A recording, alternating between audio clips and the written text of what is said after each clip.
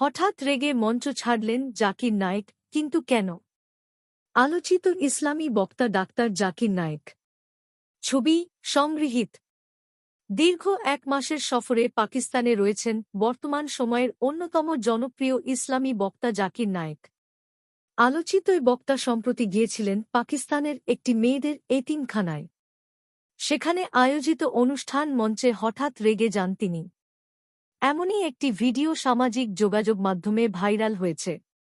ভিডিওটিতে দেখা যায় এতিমখানার মঞ্চে দাঁড়িয়ে আছেন জাকির নায়েক ও এক কর্মকর্তা। ওই সময় জাকির নায়েককে ক্রেস্ট দেওয়ার জন্য কিছু এতিম মেয়েকে মঞ্চে ডেকে আনা হয়। তখন একটি মেয়ের হাত ধরে সামনে যেতে বলেন কর্মকর্তা। বিষয়টি দেখে রাগান্বিত হন জাকির নায়েক। এক পর্যায়ে মঞ্চ থেকে নেমে যান তিনি। তবে ওই কর্মকর্তা কোন খারাপ উদ্দেশ্যে মেয়েটির হাত ধরেননি।